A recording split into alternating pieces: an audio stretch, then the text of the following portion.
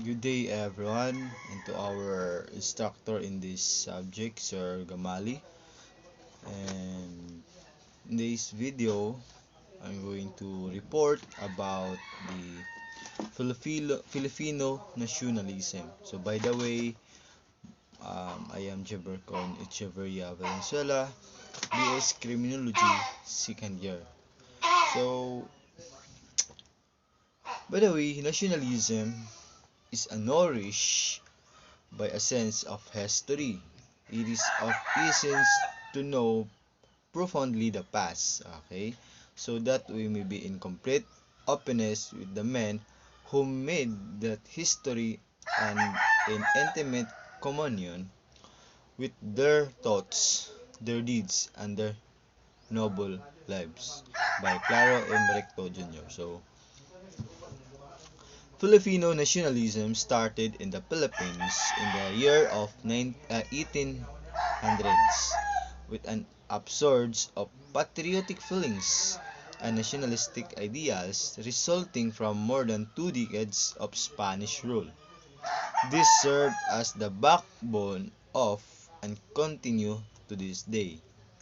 The first nationalist revolution in Asia, the Philippine Revolution of 1896, wax to 1990. These nationalistic feelings have resulted to a comprehensive campaign in the Philippines for political, social, and economic liberty. Historical background of Filipino nationalism. The Philippines had been split into various principalities known as barangays. In the years before the 11th century, a name originating from Malayan ships called balangays.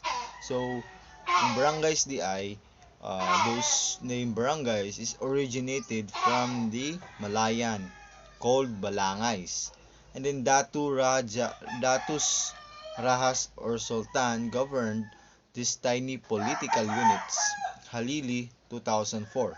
In 1565, un Spanish explorer which is si Miguel Lopez de Legazpi arrived from Mexico, and he established the first European colonies in the Cebu. And European colonization started in the earnest. So, starting with five ships and 500 men accompanied by Augustinian monks, and further strengthened by 200 soldiers in year 1567, he was able to repel competing Portuguese colonizers and lay the foundation for the Spanish colonization of the archipelago. The Spanish occupied the kingdom of Manila and Tondo in year 1571 and founded Manila as the capital of the Spanish East Indies. Korlansky, 1999, this Spanish colonization united the archipelago of the Philippines into one political unit. Okay, so the Filipino nationalism started in the 11th century. So from the barangays we called it is came from the Malaysian, which is balangays, and then those two countries, which is the Spain and the Portuguese, are competing to colonizing the Asian country, which is the Philippines are belong. So Miguel de Lopez is the first, um, is the explorer, which is he established the first um, colonies in Cebu, and later on the Spanish um, colonization is nagkalat-kalat. So, the beginning of Filipino nationalism. Originally, the word Filipino referred to the Philippines, Spanish Criollos. The Spanish leaders described the natives as Indians during their 333 years rule over the Philippines. The Spaniards born in the Philippines, more known as Insulars,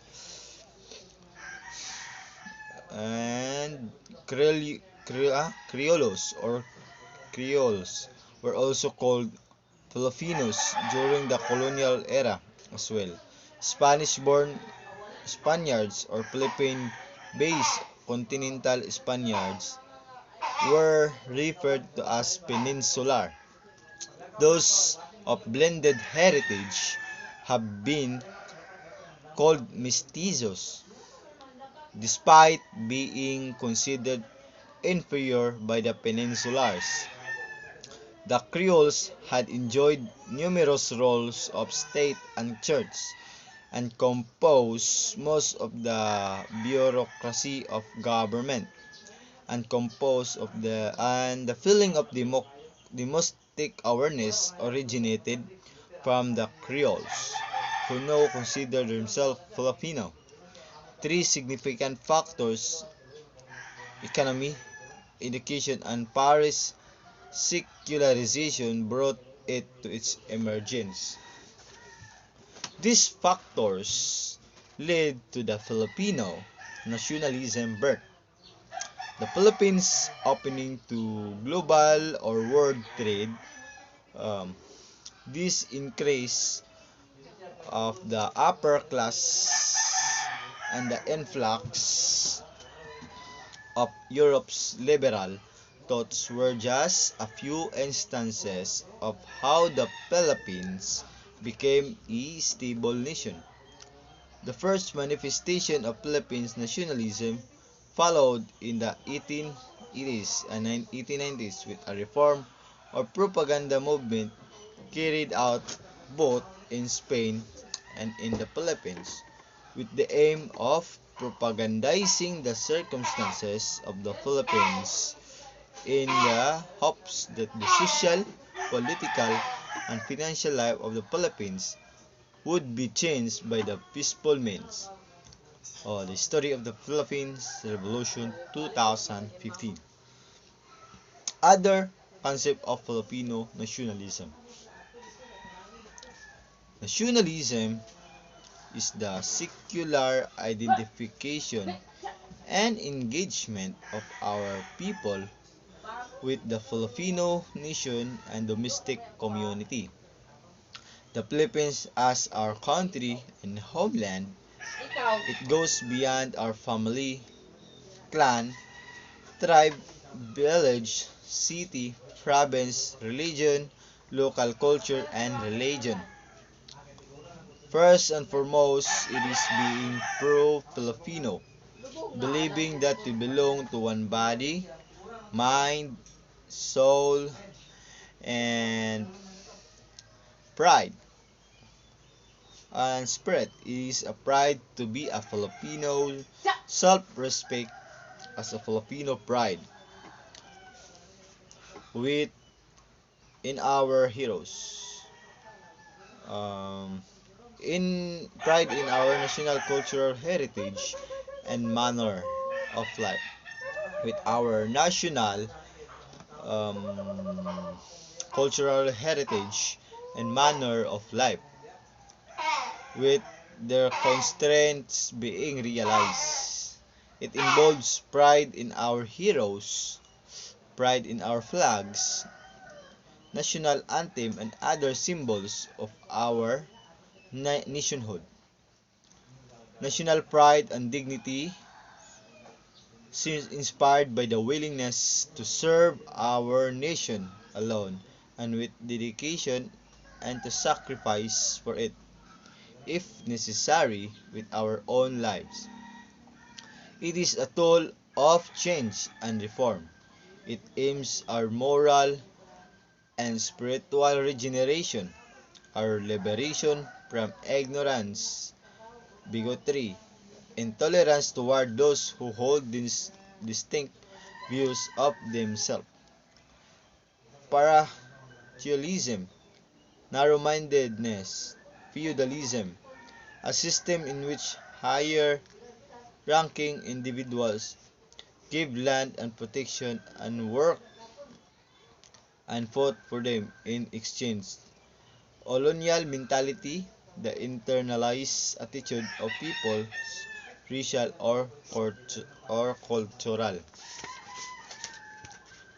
Inferiority as a consequence of colonization, bribery and distorted elitism, an elite's advocacy of presence as a dominant component in a scheme or community. In other words, as Filipinos, it has powerful national identity, sense, and a high-minded intent. So next is Filipino national identity based in part on our indigenous values. First is pagsasarili or self-reliance. Letter B, pakikisama, equitable sharing and partnership. So this is the identity as a Filipino, pagsasarili, pakikisama, pagkabayani o patriotism, pagkakaisa, national unity, national consensus and discipline, pakikitungo, consideration, pakikipagkapwa-tao, human solidarity based first of all on developing our nation, pagkakapantay-pantay, equality and equity. So those are the national identity based in our indigenous values. Next is different ways to show Filipino sense of nationalism. Filipino had already shown their own way of nationalism. In the Spanish colonial period, some fought with their pens and tongues while others used their arms and weapons. Authority. Everyone had their own way of showing our country their love and respect. Some even died and were able to get back our country's freedom that we enjoy nowadays. But have we ever noticed how some Filipinos demonstrate their feeling of nationalism nowadays? You could read some thoughts in this portion about how Filipinos show our nation their nationalism. To show our sense of Filipino nationalism, everyone must work, act, participate, respect, stand proud, and love. Let us work on our own actively and participate in the government. Respect everyone including others. Race. Stand proud for who you are. Love everyone as how you expect they would love you back. First, respect the Philippines flag and value Filipino identity. Being Filipinos, we should respect our Philippine flag and its purpose. The history and value of this flag are connected to the freedom we have today. Encourage our fellow men to participate and respect our flag and its anthem, and even our different symbols. They provide us our identity as Filipinos or citizens of the beautiful Republic of the Philippines. Be productive. Do not rely on everything and then blame our government. Usually, this is happening today, this year. Nowadays, there are a lot of people who are anger, who lose their job because of this pandemic, and then they don't have food to eat, have food to eat. So they are blaming the government. So instead of blaming, you should be productive. So that's it. And then Filipinos are blaming the government for any adverse things our nation would strike. True, there are some corrupt political position holders, but they are not all. The only issue here is that we rely too much on our government, then blame them afterwards. We should learn to stand on our feet and be productive and helpful not only for ourselves but also for everyone. Be aware Next is be aware of the issue in our country. We must be aware and updated on the significant issues happening in the country. Extend help to the needy fellow men, especially the victims of disasters like typhoons, flooding, and the like. Naturally, all of us use media in our daily life. We could already demonstrate our nationalism to our nation by using this media. Some of our fellow Filipinos use the authority of the press to extend their assistance to others. In the past calamities that hit our nation, they published some data about how other individuals might be able to assist disaster affected individuals. Number 4, stand proud for every achievement. Filipinos are competitive in many ways around the world. They are proud to be Philippines and to be proud to the nation for the awards. For their accomplishments, they unite every Filipino. We can be proud of Filipinos like Manny Pacquiao, the football team in Ascals, the basketball team of Gilas Pilipinas, and many more. Number 5, patronize and support our own products. So the Philippines has rich resources to create quality goods and products.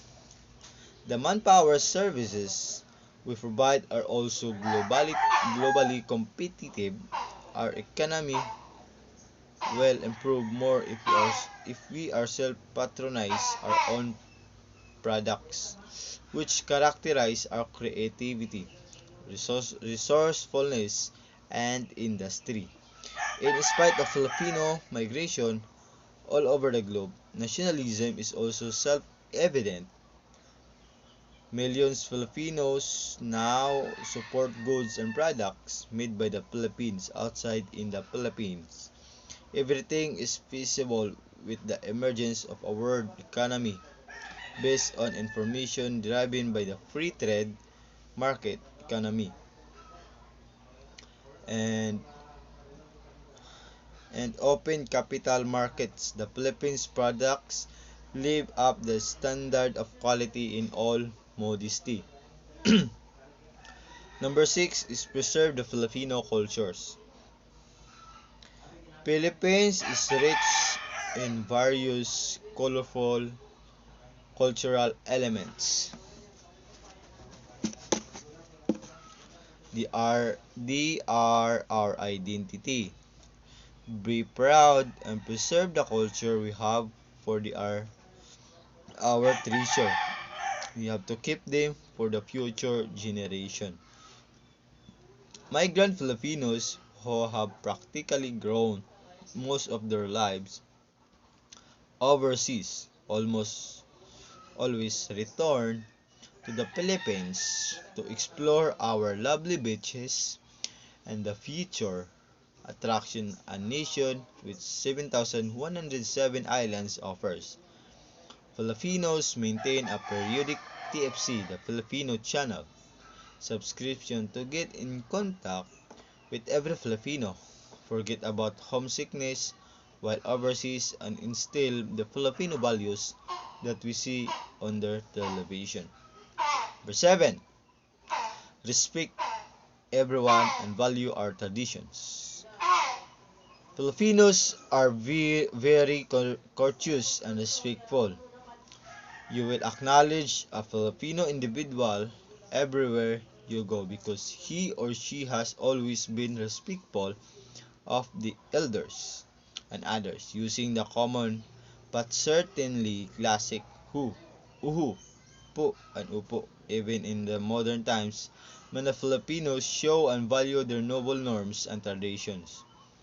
Although Filipinos overseas have held themselves as the peak of their interests in the precision of their domestic uniqueness, with a passionate approach to political, social, and economic liberty. Filipinos may have plurality in terms of divided islands, language, religions, and ethnicity, but they share a common country, love, and vision for a better Philippines. Number 8. Speak out our own language. Using our own language is manifesting and preserving our national identity. It is our unique means of communicating and interacting with our fellow men. Our language is an important tool to achieve further unity and national development. Remember and commemorate our heroes' sacrifices for our country. There were many Filipinos who died for our democracy, freedom, and independence. Some fought using their pins and tanks, while some used the power of their arms and weapons. Each had their own way of showing their love and respect to our country in today's generation. Let us value and treasure our heroes' sacrifices and devotion for our country. Last is our love our family, our neighbor, and our countrymen. The essence of life for most Filipino is to create their family and nation a part of their enduring engagement. They may even express their dedication to unpopular choices born to the advantage of the majority. We are strongly committed to our obligations. Filipinos create an all-out effort to work and make private sacrifices around the clock, over the weekend hard work. These values, combined with an abundant reservoir of the patience, have been inculcated by our beloved parents to our youthful minds. Bravery of Filipino workers abroad is an ideal evidence of human sacrifice for family, love, and nation. Love. Being away from home and dealing with the problems of life in a nation you know no one and risking yourself into many foreboding dangers are exemplary, particularly when serving a well and formulated task of supporting our families' necessities back home by sending remittances that, in turn, would help increase the economy of the nation and make it more financially stable through monetary asset. For addition, Philippine symbol that promotes a sense of nationalism. So symbols are very important to people in quite a lot of countries. Specifically, if these symbols are related to a sense of nationalism, the officially recognized national symbols of the Philippines are: first is the flag, the Philippine flag, with red, white, and blue colors and a yellow sun representing the provinces of the country.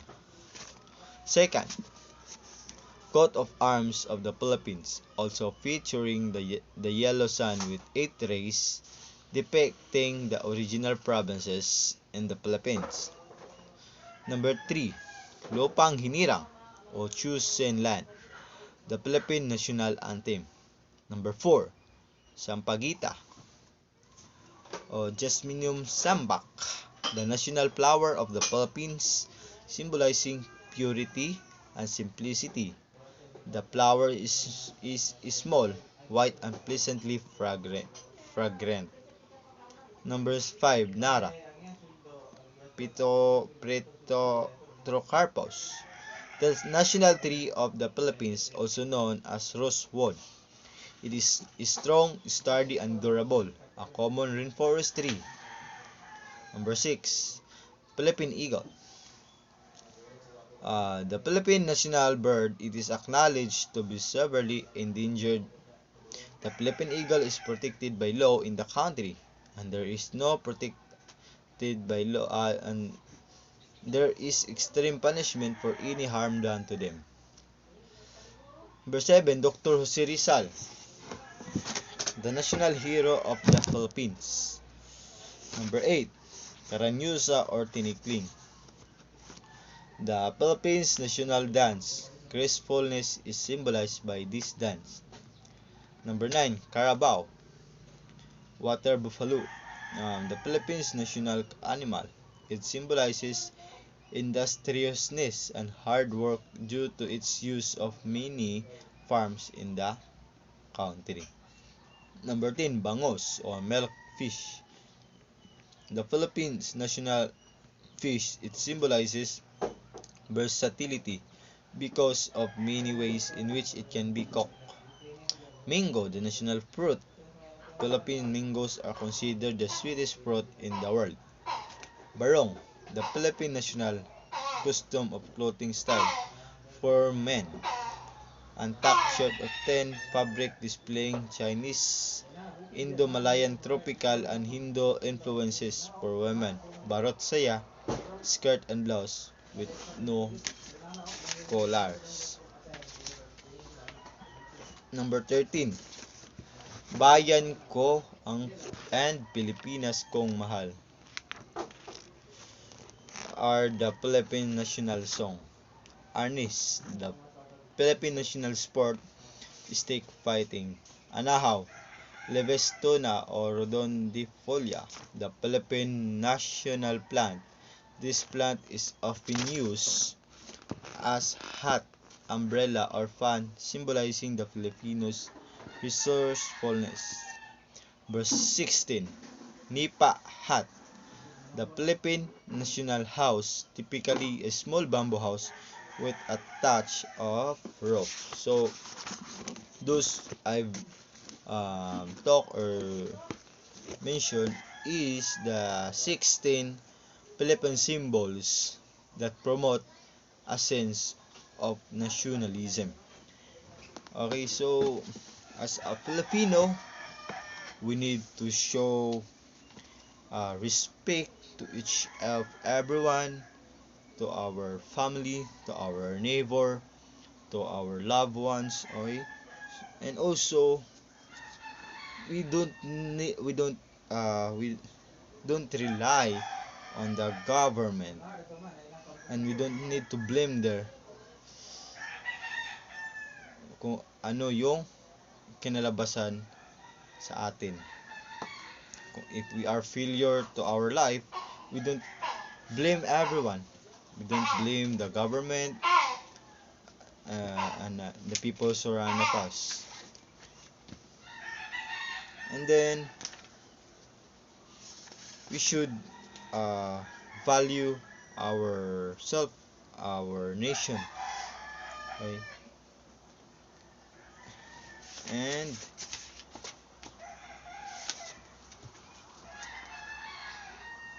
thank you so much. So in this video will end.